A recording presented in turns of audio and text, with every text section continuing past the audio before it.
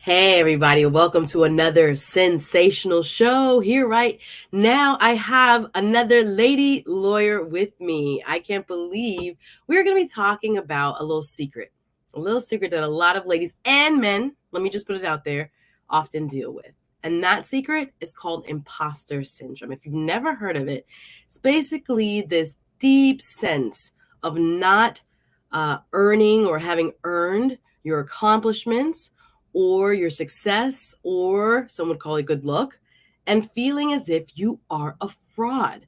And this can be deeply psychological, and we're going to explore some ways that it manifests and how we can fight it. So, if you know of someone who might also be dealing with imposter syndrome, or if this is even the first time you've heard about it, welcome. I want to welcome each and every one of you. Please hit the like button as you come in. Suzette Speaks here. I'm a TV host and attorney out of Miami, Florida. Big up the 305. And I also love just having interesting conversations, as you know, when it comes to people having faced some of life's most difficult challenges. And like I said, when I first came on YouTube, I focused a lot on women's issues. And I've broadened it a bit because my audience is made up of mostly men and women. And now I really want to allow this platform to be used as a way to help empower everyone so that when we step out into the world, we step out as our best selves and that we're not afraid to admit if we are dealing with something like our possible subject matter or our subject matter possibly today. So welcome one and all. Please hit the like button. I have again a lady lawyer. She's from the Northeast. Let's go. She's helping me out today. And what she does is she hosts her own podcast, by the way. You're going to please subscribe. She also has her own YouTube channel called FREEDA'S World. And she's an accomplished attorney that has created a platform so that she can focus on the issues faced by women of color in the workplace. So I thought she'd be the perfect person to sit down and chat for a little bit with me about imposter syndrome. So without further ado, as you guys come in, hit the like button. What's up, Mandrell? I see you. MGTOW, I see you. Says imposter syndrome is a huge thing in software development, especially with so many gatekeepers. I hear you. Thank you for being in the chat. Hey, how's it going, Jeremy? Out here trucking in the building. All right, I'm glad to see you and welcome. So without further ado, let me bring up my very special guest today. Please welcome for the first time to the Suzette Speaks show, attorney Ritha Pierre. Hi. Hey, Ritha. Hey, Suzette, how are you? I'm fantastic, doll. I'm so glad you're here. I want to welcome you. Thank And you. I won't waste any time because we're going to have to make sure we cover everything. But go ahead and introduce yourself and welcome. Well, thank you. Thank you again. So my name is Ritha Pierre. I am an attorney based out of New York, also licensed in New Jersey. I am the founder of Black Ivy Media, which is a platform that seeks to change the narrative of the Black diaspora. And I am the host of FREEDA'S World podcast, which is a podcast that focuses on professional women of color.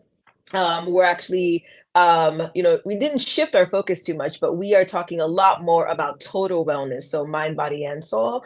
And I'm also the host of According to RP, which is a weekly show that talks about everything Black community. So we highlight a lot of people in business, local business owners. We raise a lot of awareness on issues that are affecting the Black community. So whether it's health, whether it's workplace issues, it could be legal issues, it could just be, conversations on trending topics that affect our community. So that show is kind of pretty broad. And I mean, outside of that, I'm an attorney working in the nonprofit sector. So a lot of risk management, a lot of labor and employment. So the issues that we're going to be talking about today, imposter syndrome and things like that. I deal with a lot of these issues when it comes to employee relations. So I do a little bit of everything, Love it. but Multi-talented lady lawyer, girl after my own yeah. heart. Yes, yes, and yes. I feel you on all those. You're like, how do you have time for anything else? We I do, don't guys. We do. know. But it's work. But then I know the joy also of helping people understand themselves and their Right. journey a little bit more. I love doing that. So we in the right place. Y'all hit the like button as you come in. As you see, the topic today is fighting imposter syndrome. So, Miss Rita, when was the first time? I remember going to like a conference and it finally got a name, right? I've Mhm. had these feelings before. I'm a person that some people would say is successful. I see I can't even give myself that credit, right? So people Right. See? will look at you and think these things, but I know I have felt these very deep seated feelings of I am just a little old me, and I'm not quite worthy of my success and things I'm experiencing in terms of my personal and professional achievements. So, when was the first time you came across the concept of imposter syndrome? Well, the concept I would say, because I don't think a lot of us had that language. We didn't know what that was until maybe a couple of years ago, right? But in terms of, I guess when I felt like I was an imposter, might have even been as young as like sometime maybe in middle school, probably. And it's interesting, when people hear that, they're like, "Well, how did you know you were an imposter in middle school?" It's that feeling of not deserving, like you said earlier, feeling like even though you're doing a whole bunch and you just don't feel like you're accomplished. You feel like you don't feel like you're doing your best. You don't feel like you are the best. Um, and that came across, I would say, in middle school because I was always very competitive in school when it came to grades. So if I knew my friends were getting A's, like I wanted to try to get A's too. But even when I was achieving, I still felt, I don't know, I just felt like maybe I didn't necessarily deserve to kind of get the grades or the accolades that I was getting. I think some of that was as a result, though, of my home life. My mom was always busy. She was always working. She was a single mom. And so I felt like whenever I would try to talk about my achievements or when I would present certificates and grades, it was kind of like, there's no time to really talk about it or acknowledge it. So I wasn't really getting that like praise at home. So I think I internalized that, Yeah. and that's kind of where the beginning of where my imposter came from, as well as we live in a racist society, and nowadays kids are experiencing it in elementary school, right? Mhm. And so I think that being in a school that was I guess a mixed school for the most part also kind of made you feel othered, and so even if you were achieving, it was still, you still felt the difference between non-black kids and black kids. So I think that that would be where I first realized that I was feeling like I didn't belong, I didn't deserve. I hear you, sis. Like mine, I'm thinking about, especially coming from, and I know your last name is Pierre. I didn't want to make any assumptions. You might be from the Caribbean. Yes, I'm As Haitian American. Hey, big up yourself. Your Jamaican American sister here. I think also, in addition to a lot of what I can relate to from what you just said, I know my parenting also contributed a great deal. I don't know what it is with a lot of islanders, especially if you come from a strong, hardworking, middle Mhm. class minded family, even working class minded family. There's no room for error. And even if you are really talented, I think I heard my mom the other day to describe me for a project I'm working on, and she was just like, the first thing she said, don't need anybody and don't want, can hold her own. I was like, that's what you think about me? Of course I need people. Why is this the Mhm. first thing you say, mom? Which I thought was problematic, but nonetheless. But the second thing after I kind of redirected, I was like, that's not what I mean, mommy. And she was like, you are naturally brilliant. You are naturally a problem solver and caring and all these other things. And I thought to myself, I've never, ever, ever heard my mom say that before. And I think there's a kind of reverse psychology that sometimes those type of very hardcore tiger parents, but I was like, there was island parents before there was tiger parents in my Mhm. mind, try to Right. play. But it can be so imprinted on you that what you're doing is never really praised fully. It is Right. treated as normal. And I think to this day, I think everybody's like me, and I don't really give myself that kind of credit, so to speak, when it comes Mhm. to how I relate to others, my abilities, as well as kind of what I'm capable of doing. So I don't know if you can relate to some of that, but that's where I think my Yeah, deep I seated imposter syndrome, my deep imposter came from.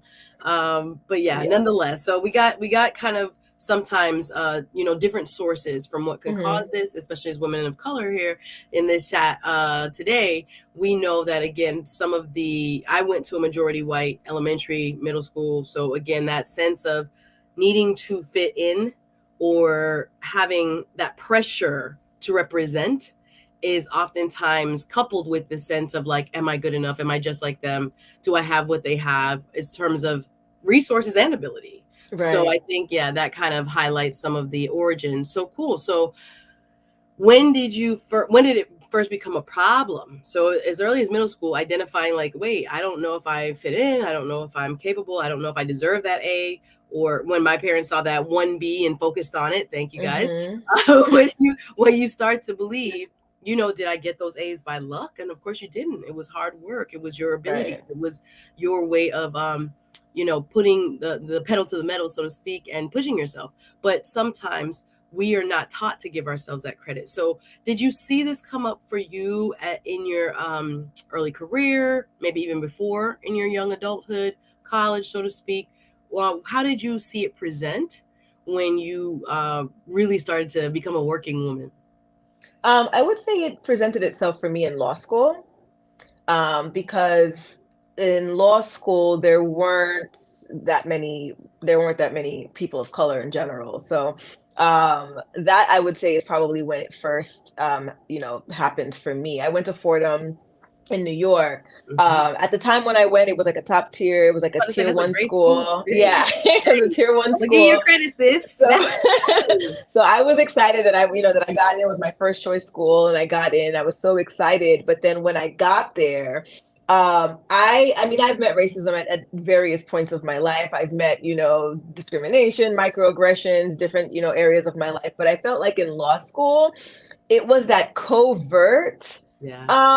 that covert racism, that covert microaggression that really, like, I can't say I was so used to that. And then being in such a intense space as law school, High the pressure pressure was environment. on. Yes. Yeah, Yeah. very, very pressured.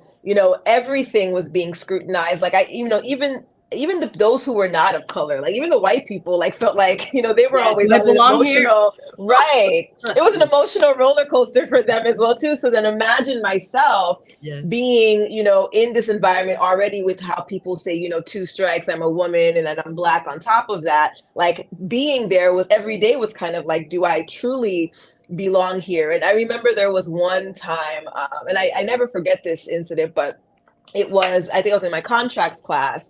And, we knew ahead of time kind of like when you would be up to get called on because the professor had a particular system. But this day I was super prepared. Like the night before, I was so proud of myself. And so, I was answering questions even when it wasn't my turn. And then as class ended, this guy comes up to me and he's just like, "Great job today, Rita."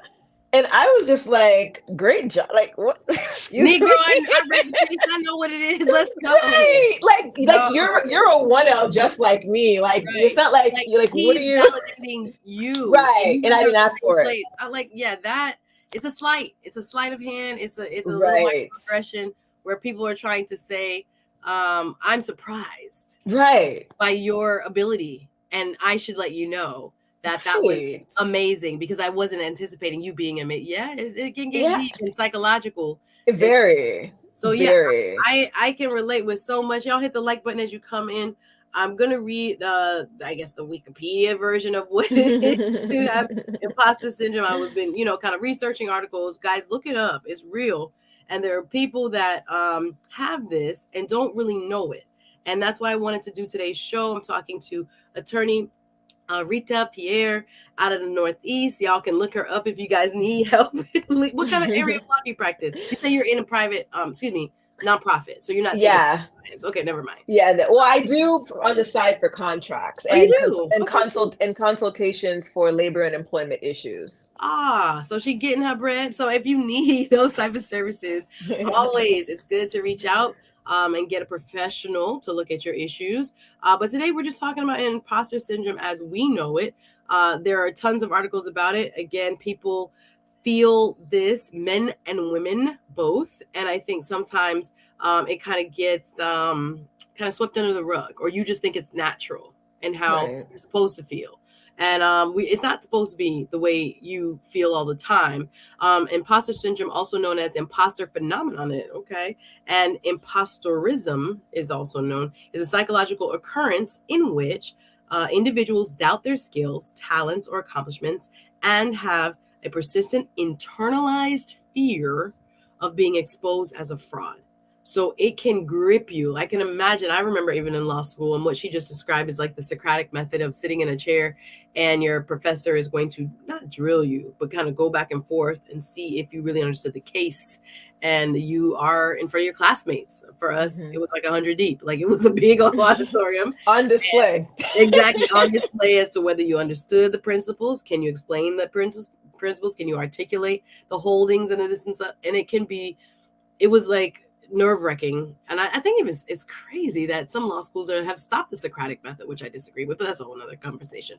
But nonetheless, when you were in these spaces where you are minority, you're a woman, happen to be a person of color, do you think our frequency of having this type of issue is more prevalent and sometimes more hidden? Do you think people are okay with saying, I think I have imposter syndrome, or something is wrong with why I think I'm never good enough, or that I have to keep trying? And that's another way I think it presents. Keep trying harder and I have to prove myself more. I was on that hamster wheel way back in the day too, where it was like, I don't feel like I've achieved enough. And I had to stop and say to myself, honey, relax. Right. You got so much going on and there's no more to prove. Like, do you think we openly talk about it enough? Do you think it's more frequent than what people share? Or do you think people have become more open in this kind of like, let's talk mental health? It's kind of 3 questions in one, but take it away.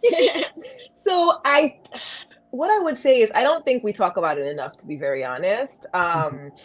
I don't think we do. I think we want to think that we do, but we really don't. And it's the same conversation I have about mental health. Yes, we are moving, I think, toward a more positive direction, but we're still not doing enough, though. Like it's still not enough. As much as we think we're doing, we're still not doing enough.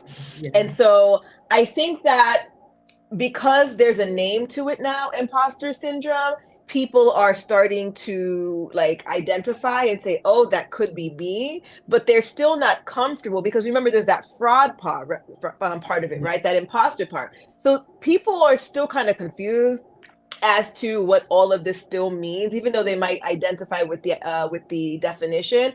They still don't want to put themselves on Front Street, though, to let people we got know it that all I've together. been, you know what I mean? That's Like the part of the imposter. We're like, right. we got it together. Yeah, I think I agree with you 100%. I mean, I've heard it now more openly discussed. I remember going to a women's conference at a college down here. I think it was Nova Southeastern up in Davie. And I think she was like a gynecological surgeon. Did her a whole presentation on her feeling like an imposter. And I think that's when it first came to me how prevalent this must be, especially among hardworking, high-achieving people. If this woman, shout out to Dr. Araba Sam, I think is her last name, and the way she talked about it so comfortably, I thought was really more eye-opening than her even revealing it. Like it was really revealing that in the most high-pressure situations, she was questioning herself. Right. So I'm glad we are able, and listen, I turn off the ringer and then it wants to be like my friend, but we're talking imposter syndrome. Sue is going to get herself together here with attorney Ritha Pierre coming through. Y'all, please go subscribe to her channel. She has a fantastic YouTube and podcast page where she's talking about all types of issues that women of color in specific face in the workplace. So glad to have her here. And I was going to ask you personally now, as you've gotten more, advanced in your career, you have climbed the corporate ladder, you've done labor and employment, you've worked both private and nonprofit. I don't know if you work in the public sector as well. But I did. I was a prosecutor. Yeah. Nice. So you've been there, done that, had some amazing, I guess, across the board career opportunities where, again, a lot of people don't get to even have that. Do you look back at that with a sense of pride? Do you see it as good fortune, good luck? Or are you able now to kind of give yourself credit for how you kicked butt, worked hard, pushed yourself, and created those opportunities? It's still not where I would want it to be for myself, right? Meaning I acknowledge more now that, wow, that was a lot. But I still think I think because of the way that we've been programmed for so long, even when I talk about the things that I do or the things that I've done, I still find myself kind of cheating myself, right? And skimping out and not giving the full picture and not really taking the pride. It's like you're taking this humble approach. And somebody that I had a meeting with not too long ago, they're like, humility is whack. And so I want to be able to like practice that humility is whack. But it's true. I feel like we think that we're being humble when we kind of like sit back and not talk about all of our achievements. We don't want Yes. to seem like we're braggarts. Yeah. So, looking back at everything that I've done from where I started and how I was able to move up, and the different opportunities that I did, land, I'm like, wow, that's cool. But it's still not like, wow, like you're a Yes. boss, like you did all these things. So, I mean, I'm working toward that, I think, and I think that having more conversations and also having a tribe for me, that's kind of where I'm able to fight off a lot of this imposter syndrome is with my pride. Yeah. They're helping me get to that space where I can, say proudly, this is what I've done. I did this, I did that. And I was amazing and all these other things. And so That's it's still a work fantastic. in process. I love that, and I'm grateful that you're saying this because again, a lot of us, and I may ask, kind of in a different kind of lane, how much that may originate, and not to make any presumptions about you growing up. I grew up as a faith-based, Christian, etc., and I know it's a teaching to be humble, and I think Hmm. Black people in our, what should I say, survival of trying to not be noticed for so long when it came to an oppressive system Hmm. also have been passing down, I guess, maybe from the religious basis, maybe from the survival basis, this idea of humility. I remember giving a speech in law school, and I was practicing with another student partner, and I was just like, my conclusion, I remember saying, like, I humbly submit to the court, blah, blah, blah. Hmm. And he was just like, why do you have to be humble? You submit into the court because you would be justified by your license. Like, you're not Hmm. here to be humble. But I thought of it as a kind of like a deferential Right. and polite way of addressing the court, right? And it never occurred to me before that how much I emphasize humility. Do you think that we suffer from more of this kind of make yourself lowly as a pious kind of undertaking, and that we think we're closer to God or somehow, following our religious foundation more so than maybe other people? And do you think that's a good thing?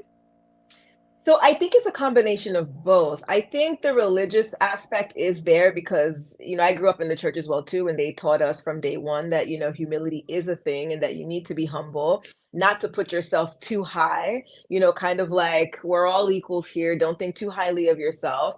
But I also think it's a community thing, because I have friends who are not necessarily Christian who still have the same mentality where like it's a must to be humble, and that if you're not humble, then you're flashy, you're braggadocious, like all things that are negative. So there's like a negative attachment to, even speaking highly about yourself. Like, who does she think she is? Like, what is this?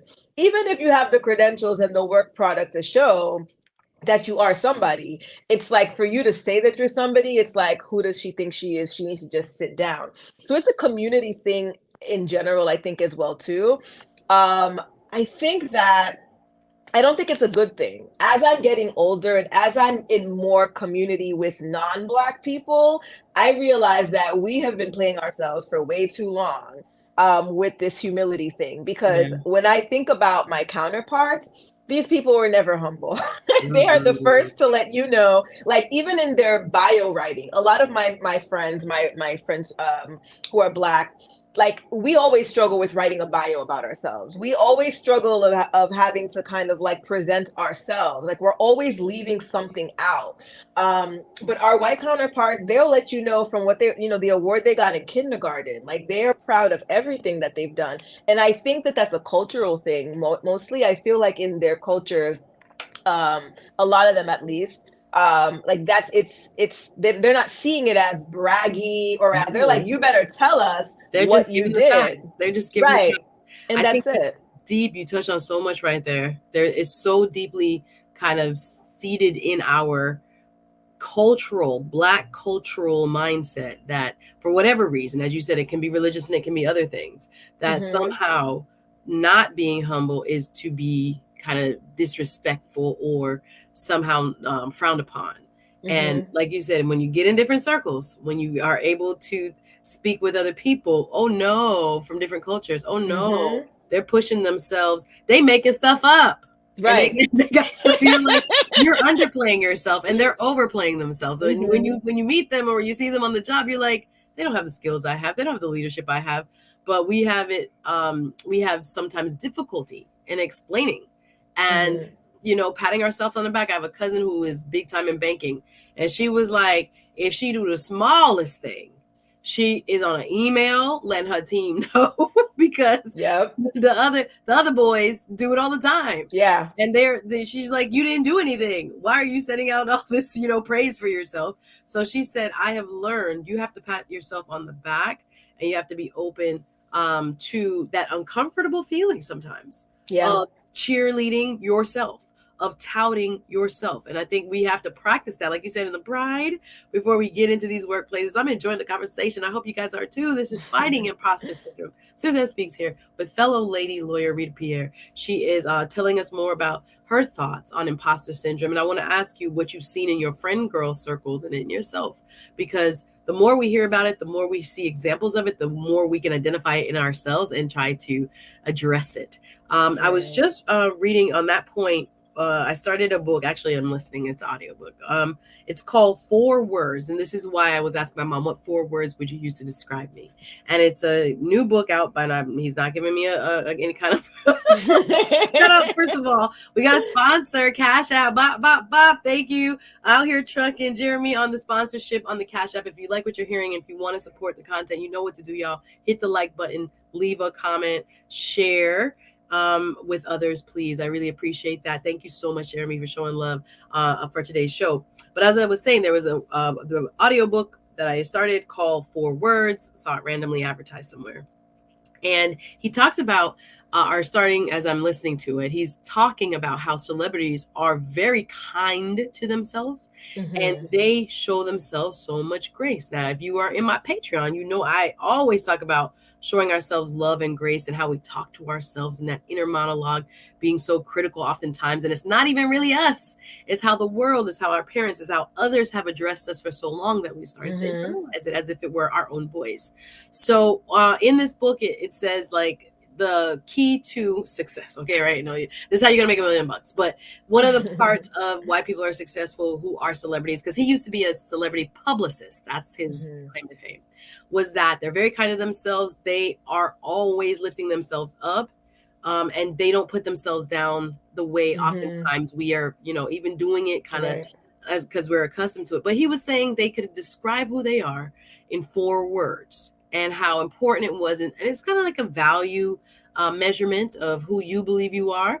And his words was like funny and important and caring or whatever it was. And he says when he wakes up, he puts them on his in his mirror, and he also repeats it to himself when he's getting ready to make big decisions. So when he thinks about like I'm important, or when he thinks about, he even had to say I'm smart because he was a person that didn't get good grades his whole Mhm. life, and teachers didn't affirm him, and he was the person that was, the kind of bad kid, if you will, in elementary and middle. But he had to say to himself, no, with the decisions I've made and the track record I now show for making people literally worldwide icons, worldwide, celebrities, I'm smart. Like, Right. so the proven track record, guys, I say all that to say, think about your four words, because that has been, again, just something that I've been mulling around. I'm like, oh, am I in four words? It's kind of crazy. But looking at the track record will lead you to those four words. And Right. oftentimes we negate what we've done. When I think about some of my accomplishments, we're like, oh, I just put on a little conference of Mhm. women. I spoke to, at Deepak Chopra stuff. I introduced him and I just did this. I'm like, and I say it like almost like, oh yeah, I don't even want to talk about it.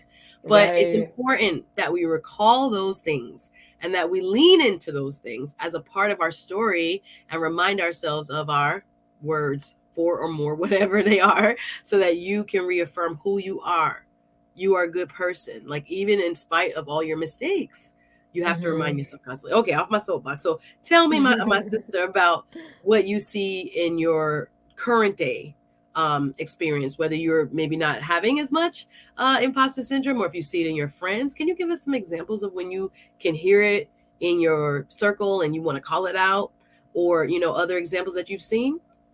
Yeah, I mean, I would say that, I've been blessed to have an amazing group of friends. I have different chat groups, but they're all professional. Some of them are working in like some of the highest positions in the law, in media. And it's interesting because again, these are women who are working in some of like the top companies that are like, I don't know if I'm meant to be here. I don't know if I'm equipped, if I have the skill sets, if I'm qualified. Like these are quite like conversations that I have like weekly. I don't know, I'll say daily, but weekly with some of my friends. And that's why it's important for you to have a tribe because even for myself, there are days where I may be confronted with something and I start maybe backtracking, like, oh, I don't know if I'm good enough for this, or there may be opportunities, like I might want to look for another job, but I see something and I take myself out of the race before I allow them to take me out of the race. I just like automatically, I'm like, I don't think I'm qualified for this. I don't think this position will work for me because I don't feel like I can live up to whatever the job description is. And that's why it's important to have friends that you can talk to because those same friends will be like, are you kidding me? Do you remember when you did this, when you did that? For even with this job that I currently have, I applied for it and I had like 5 rounds of interviews. It seemed as if I had 5 rounds of interviews, maybe like four, but either way, it was a lot. But the deeper that I was getting into it, I'm just like, I don't know, they're asking me for additional like documents or things that I've done. They want like more proof. And my friend was just like, you don't remember when you were in like the law journal, like for this, case that you presented? And I totally forgot about that because I consider it to be so insignificant. Mm, But in the law world, anything in the law journal is actually a big significant. deal. Yes. So but she had to remind me. And it was her reminding me that made me feel like, oh, it's to the point where she was also a reference for me. And when my now supervisor was, talking to her and asking her, well, does Rita have any like experience? And she was like, yes. In fact, she had an article in the law journal on this particular.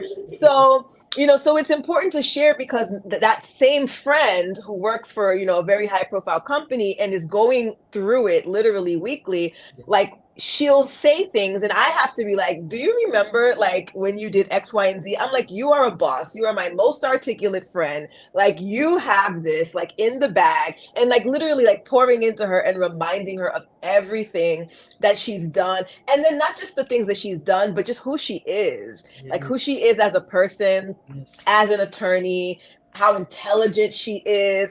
So, so this imposter syndrome is literally like a daily conversation amongst women in chat groups.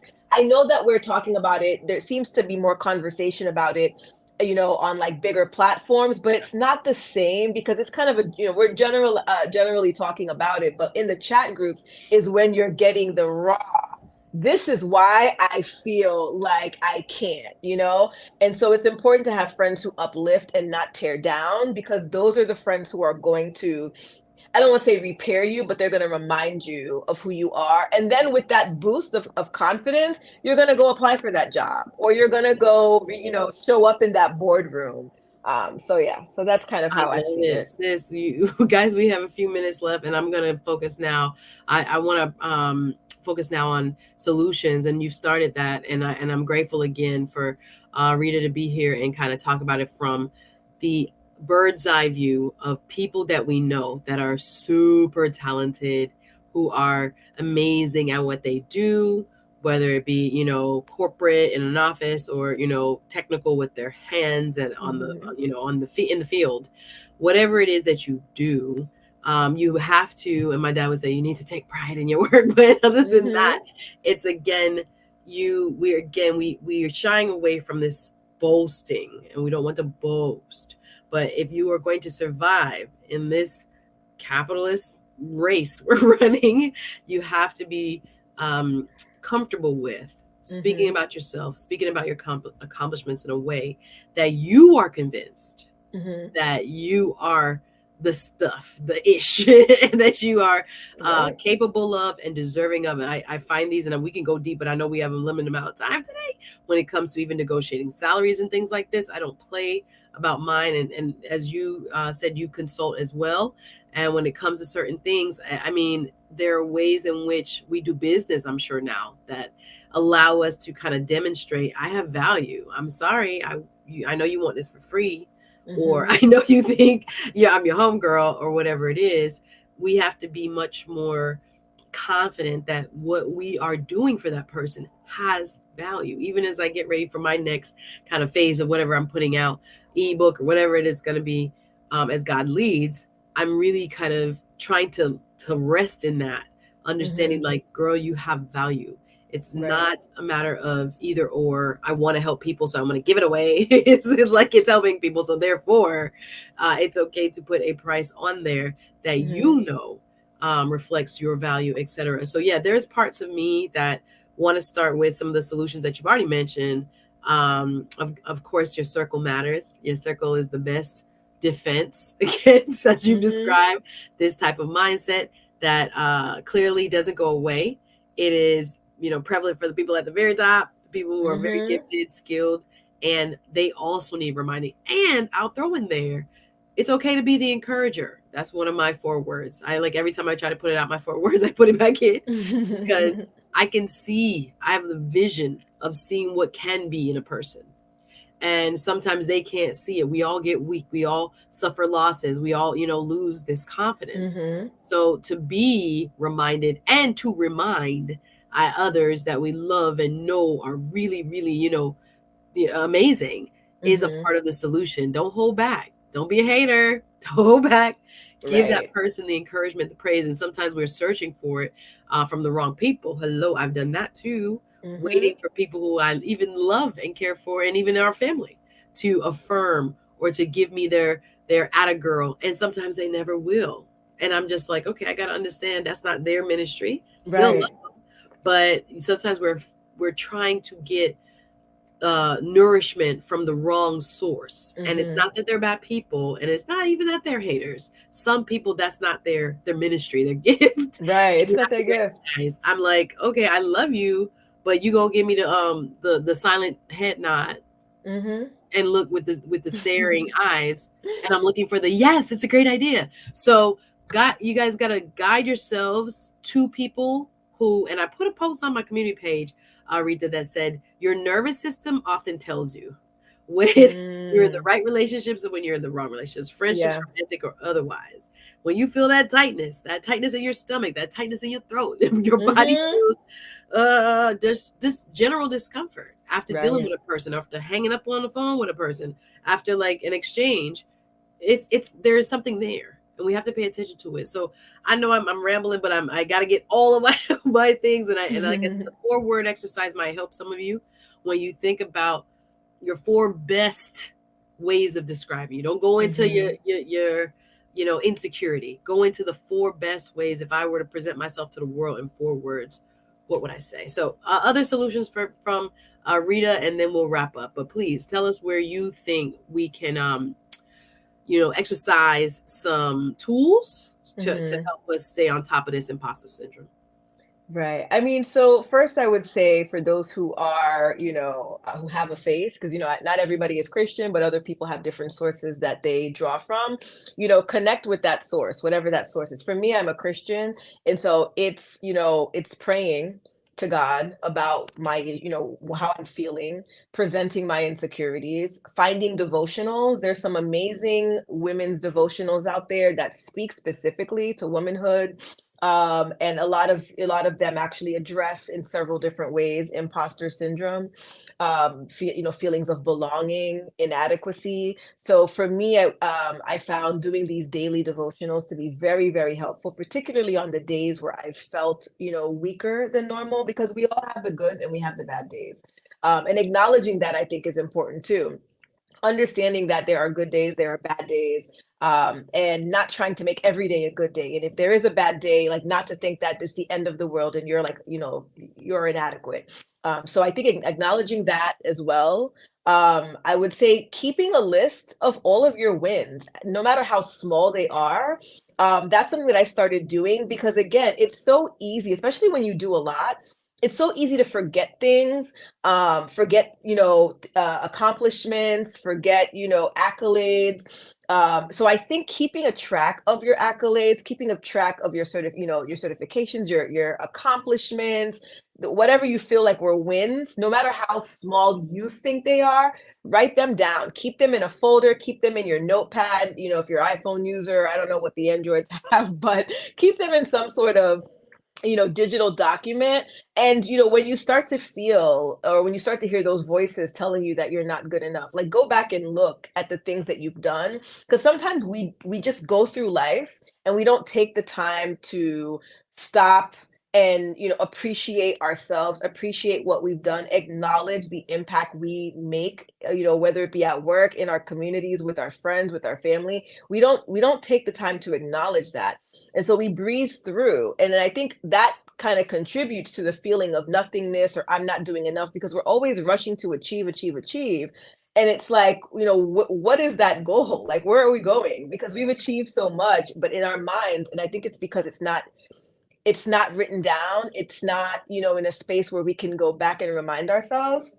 That's maybe why, we find ourselves in these constant, motions, and these constant thoughts of, I'm not good enough, or I haven't done anything. Like, I've even said that to myself, where I'm like, I don't know what I'm doing. I'm not doing enough. I haven't done anything of importance.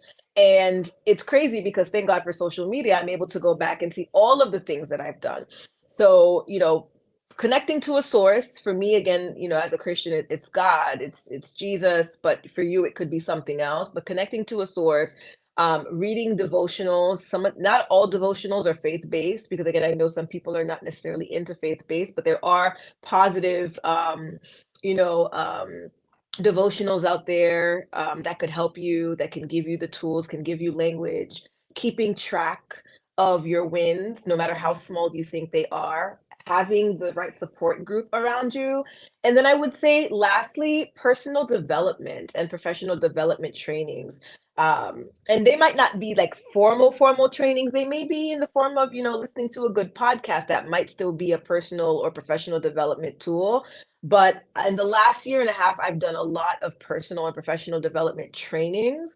They have totally helped me get, further and further away from this imposter syndrome, because it's given me the language, it's given me tools, it's giving me coping mechanisms for when I'm in that state of crisis, I like to call it, giving me the tools and the things that I need to put into practice to get out of that. So a lot of people sleep on, personal professional development, coaching. They sleep on that, but it can be very beneficial to you, because some of us, all we need is the right language to not just address others, but to address ourselves. Self-talk is very critical, in my opinion. A lot of times we are speaking very, very ill toward ourselves. And so getting that language and knowing how to talk positively to yourself and about yourself also does a lot for you. So those are some of the things that I have. I love it. I'm here taking notes, girl. I'm like, okay, okay. Well, we're gonna have the stream up, y'all. We are going to end it there because we're out of time. That's our show. But I'm so grateful. Clearly, a woman who has thought about a lot of these issues, and to this day is still a work in progress. And I think that's something that we all have to remind ourselves, that you may feel like this, but as she said just so eloquently, there are so many parts of us that we can pour into in different ways beyond our circle. Make that list, y'all. Remember who you are. My 4 words. Mhm. Go into, your as you said, your past social media even, and just go back, because again, that feeling will never leave you if that core voice in your head is still kind of like, no, no, no. Right. What have you done? You don't deserve Mhm. this. You're never gonna do this. You like we gotta arrest the thought, is how I put that. I want to counteract it immediately with a positive thought. so that I'm not dwelling on that. I'm like, that's not me. That's not even me. Why am I thinking like that? Like, I Mm-hmm. always try to arrest that thought as it's happening, because once you let it take root, it can be very damaging in the long run. But y'all, read up more about imposter syndrome, and then definitely check my girl out. Ritha Pierre is the host of FREEDA'S World. So go ahead and make sure you subscribe, spelled this way. Subscribe to her podcast, y'all. She's talking about all things workplace and issues that are faced by women of color. Again, she also has her legal background where she does consulting on employment matters, etc. So check her out. Such a pleasure to have you, my dear. Thank you Thank so you. much for making this happen. I hope we can do it Thank again. you. A pleasure. Definitely. All right. See you soon. Thank you, Rita. And I hope you guys enjoyed. That's our show. Remember, go and watch our last night's stream. This stream was the bomb. Coming up Thursday, The Spiritual Attorney. We're going to be talking about universal laws, y'all. I can't wait. She and I had a deep conversation today. I was like, wait, save it for Thursday, because I wasn't ready. And I was like, I'm going to just watch it right with you guys and kind of learn the universal laws. Next week, we have immigration attorney. I'm in an attorney, a lady lawyer mode right now. You're welcome. All right. So attorney Tremaine Hemmons will be talking about the American dream and how it's been so much more difficult to get to. And we got some other great shows. I have a lady who calls herself, I don't even want to tell you, but I have some ladies who the self-esteem doctor is going to be coming up, and just we're going to have good conversations that lift us up, edify us, and hopefully allow us to better ourselves and one another, and there for our community. Yes, I saw people, you guys commenting, I've got to go, but grace and peace, the chosen ones, the Black Messiah, Lord Jesus Christ, imposter syndrome. I have to go back and watch the time. Okay, thank you, Christian Israel. Thank you, David. Good to see you. Morning affirmations are key. He says, good show. Glad you approve. Thank you, thank you, thank you so very much. I appreciate all of you watching. We'll end on this note. Amen. Power of life is in the tongue, right? They say, I think the Bible says power of life and death. So speak life. Thanks for your positive words, sisters. Awesome. Glad you enjoyed. On your way out, please hit the like button. Thank you so much for watching Suzette Speaks here on YouTube. And I will see you guys real soon. Bye now.